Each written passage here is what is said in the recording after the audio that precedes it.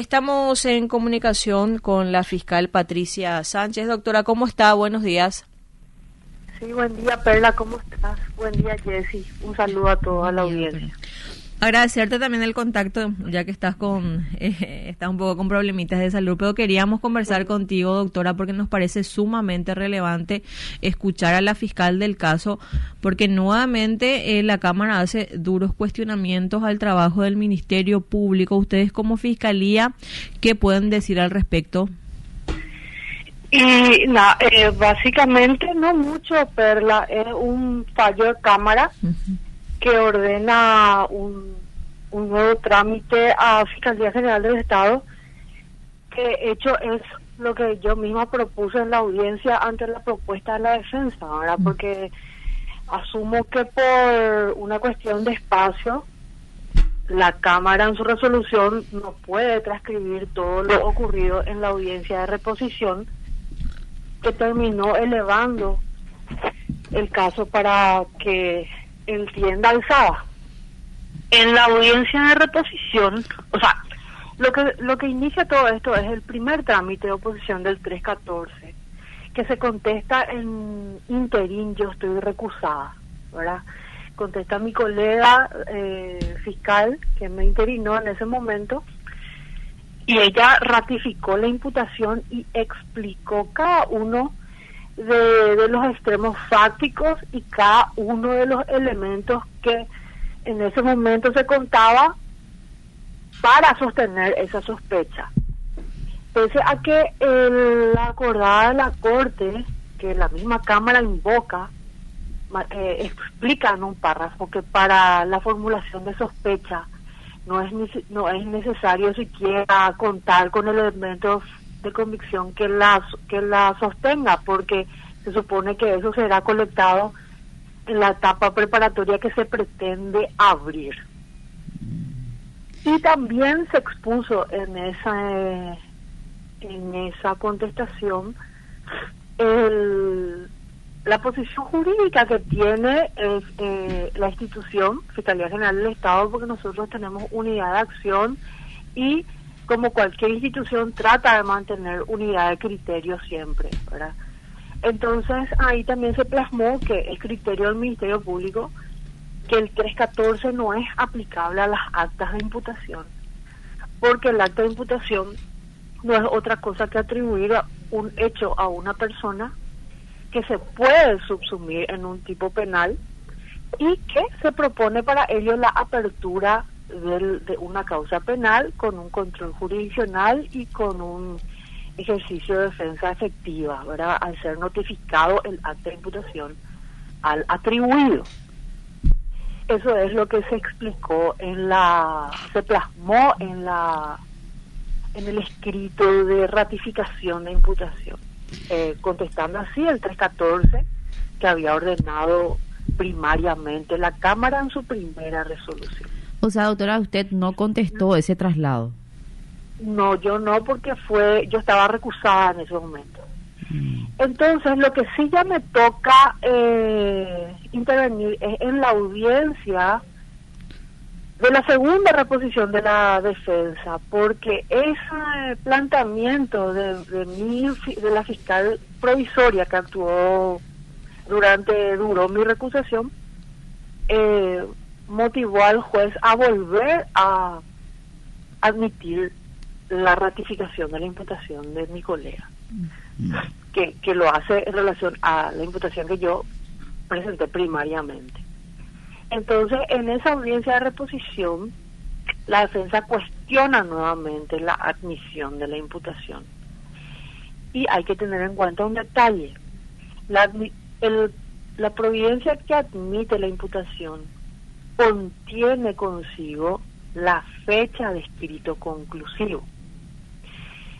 Entonces, cuestiona la admisión del acta de imputación porque vuelve a mencionar la existencia de vicios, la existencia de deficiencias, que no es suficiente, etcétera, etcétera. Y en la audiencia de reposición, yo me ratifico en lo planteado por mi colega, en todos los términos, y luego cuando la defensa hace su propuesta funda su reposición, y hace su propuesta de solución jurídica, expone su solución jurídica, cuál sería lo que corresponde ante el agravio que ellos manifiestan haber, solicitan nuevamente un 314 por el primer párrafo. O sea, nuevamente repetir el mismo trámite que ya se realizó y que ya se cumplió con el traslado que contestó la fiscal provisoria. Entonces, ante ese planteamiento, yo me opongo y digo que no corresponde repetir actos procesales que ya fueron realizados, porque la lógica del proceso penal es avanzar, y de cualquier diseño procesal es avanzar para adelante, no quedar eternamente en un loop ahí, ¿verdad? De 314, inciso primero, entonces no puede darse eso. Entonces ahí, como en una audiencia se tiene que contestar todo lo planteado, yo digo que no se puede hacer lugar a lo solicitado por la defensa porque el trámite ya se cumplió, y en todo caso, si la magistratura entiende que correspondería, sería el segundo párrafo del 314, que ya es un control que realiza el fiscal general del Estado. Bueno, entonces la Cámara entiende ese desarrollo como, no sé, dubitativo, ambivalente, creo que fueron los calificativos que utilizaron. En realidad no es así, porque si uno lee toda la audiencia entiende que tienen que contestarse todas las posturas, y entonces ¿por qué uno menciona ese tipo de soluciones jurídicas ante una pretensión que no corresponde? Entonces valora de esa manera, pero finalmente termina remitiendo a Fiscalía General del Estado tal como propuso en la audiencia, y ahora ya queda en ese trámite, ¿verdad? Debería ahora bajar el expediente a primera instancia para que el juez penal de garantías vía saque la providencia que remita a Fiscalía General. Entonces ese es la etapa, eso es lo que ocurrió básicamente, y finalmente en el resuelve de la Cámara también consta la revocación de la providencia que volvió a admitir la imputación. Por lo tanto, hoy estamos sin fecha de requerimiento, de presentación de escrito conclusivo, y sin fecha de perención de etapa preparatoria, porque con estas resoluciones de Cámara nunca pudo iniciar la etapa preparatoria formalmente. Doctora, justamente para entender un poquito también y para que los oyentes comprendan, el Tribunal de Alzada nuevamente, o sea, no sé si dice en forma genérica que no se cumplió con su anterior resolución, o te vuelve a especificar punto por punto lo que ellos quieren. Nunca especificó. En la primera resolución, dije, en la primera devolución que hizo allá por marzo, sí, dijeron que era deficiente, era paupérrima, era insuficiente y no contestaba las preguntas qué, cómo, cuándo, dónde y por qué. En forma genérica, doctora. En forma genérica, porque realmente la acordada que ellos mismos invocan, creo que si hay colegas escuchando conocerán, dicha acordada contiene un cuadrito, un esquema en donde está las preguntas qué, cómo, cuándo, dónde y por qué, y explica qué contenido debe responder a esas preguntas. Y ese esquema tal cual estuvo y está inserto en las contestaciones que hizo el Ministerio Público ante ese requisitorio. Entonces, también volvió a hacerlo la colega provisoria que contestó el segundo, el primer 314, ya estuvo a disposición de la Cámara con la reposición. Luego se ordenó un primer 314 en el primer trámite, ya se volvió a plantear, a plasmar, a explicar. Entonces la Cámara lo que ahora cuestiona es que mi colega se limitó a hacer esa explicación y no a corregir, pero no dice a corregir qué, deficiencias, insuficiencias, pero no dice por qué es insuficiente.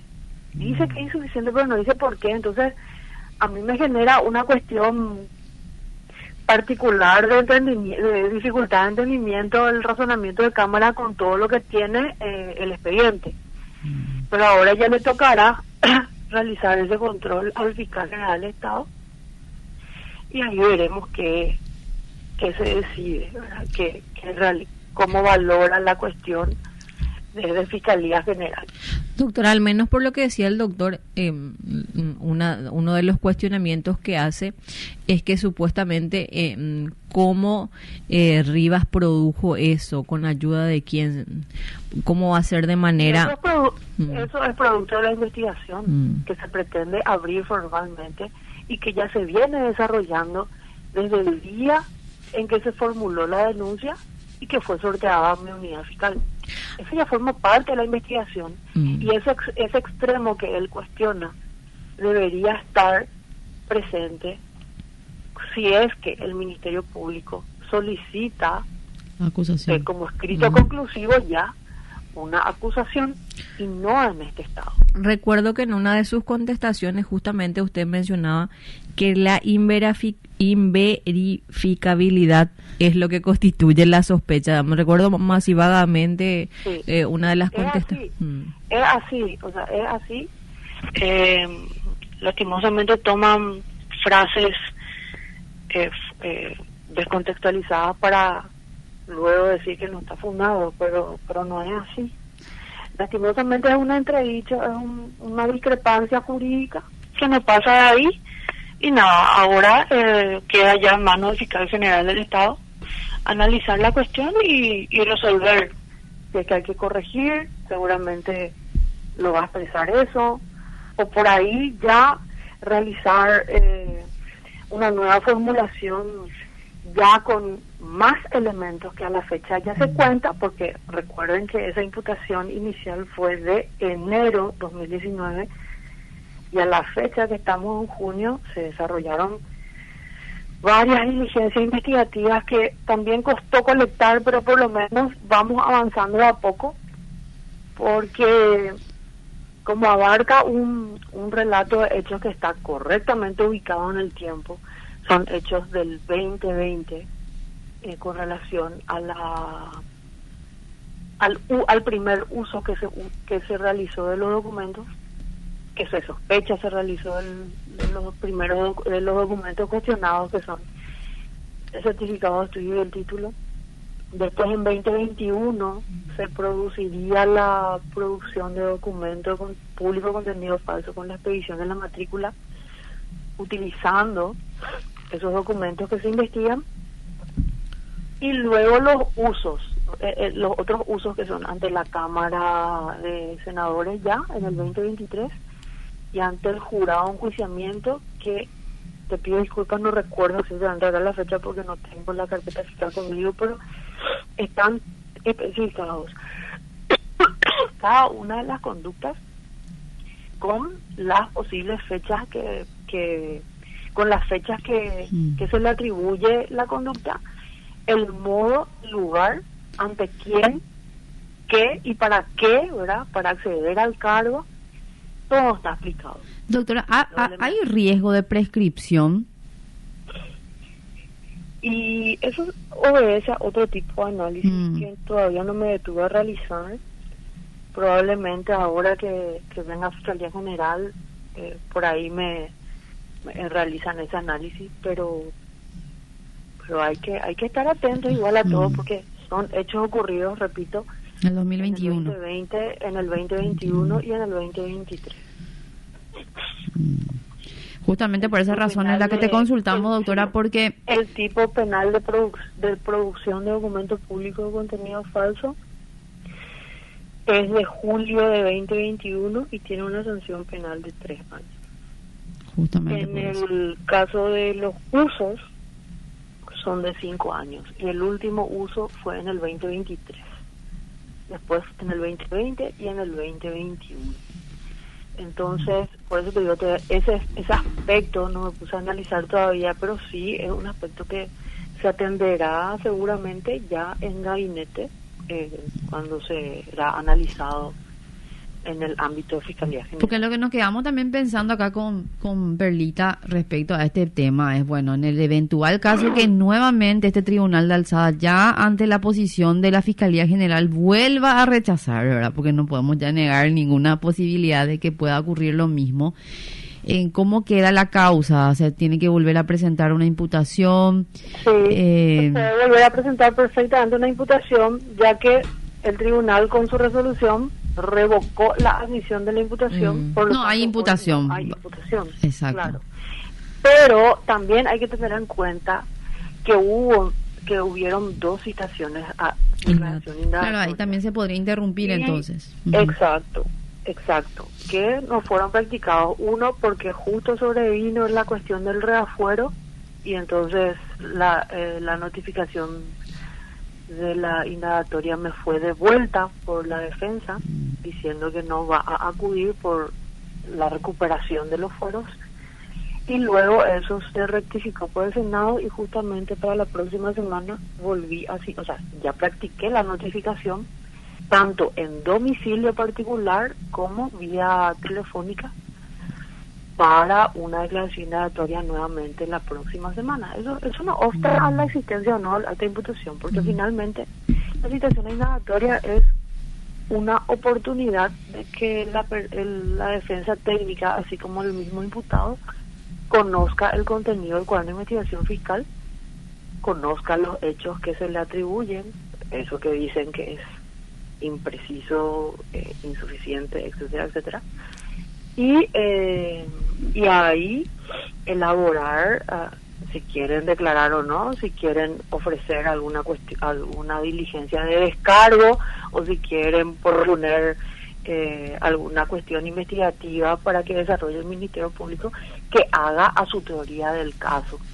Entonces es para eso la indagatoria, ¿no? ¿Ellos ofrecieron diligencia de descargo, doctora, hasta el momento? No, hasta el momento no. Por eso es que justamente estoy en un punto de la investigación que consideré necesario poner al tanto de la defensa lo que se tiene a la fecha, y es lo que motivó la nueva citación indagatoria para la próxima semana. Doctora, en lo que va usted también como agente fiscal, ¿tuvo algún otro caso similar en la cual le remitieron nuevamente su imputación? No. En todo el Ministerio Público, que compartimos grupos de chats de agentes fiscales, la Asociación de Fiscales, siempre estamos en constante intercambiando ideas y cada quien expresa consultas sobre dudas, sobre sus causas. La verdad que no existe precedente. No, lo que pasa es que obviamente, doctora, que yo sé que muchas cosas no vas a poder opinar, pero nosotras sí vamos a poder opinar respecto a esto. Nos llama la atención la cantidad de situaciones sui generis que se da justamente con un mismo sindicado, en este caso con un legislador, ¿verdad? Porque ya tuvimos el desdesafuero, que era una figura que nunca habíamos visto, y también encontrarnos con este tipo de situaciones que, si bien es cierto, si excluyendo tu caso, ¿verdad?, sería un buen debate, que obviamente que ahí seguramente actas de imputación que no tienen un relato fáctico, pero siempre con esta misma persona es como que se da todas esas garantías, entre comillas, por decirlo así, y es lo que también la gente lo siente, y la gente tampoco es tonta, ¿verdad?, en las calles. Bueno, mi formación de base, tengo que confesarte que es garantista. Mi formación de base es garantista, y yo estoy muy de acuerdo con el control de garantías que realiza el órgano jurisdiccional, así también que la Corte haya sacado una acordada muy clara al respecto.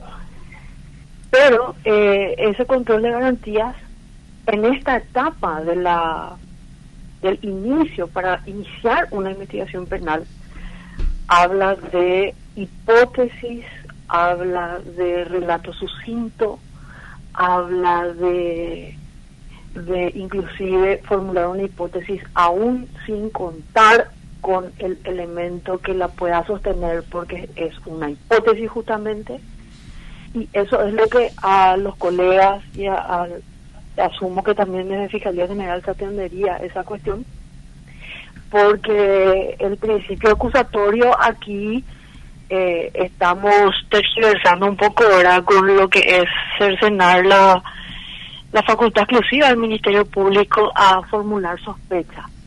Lo que sí se debe controlar es el relato de esa sospecha. Si tiene fecha, si tiene lugar, si tiene cómo, cuándo, por qué. Y eso está esquematizado en el expediente, cuya copia tiene la defensa y cuyo contenido tuvo a disposición, tanto que fue valorado por el juez penal de garantía y también por la Cámara de Apelaciones. Solo que ambas instancias tienen una lectura muy diferente sobre el mismo contenido. Doctora, te agradecemos muchísimo este contacto, muy amable. Gracias, doctora. Gracias y que estés bien. Hasta luego.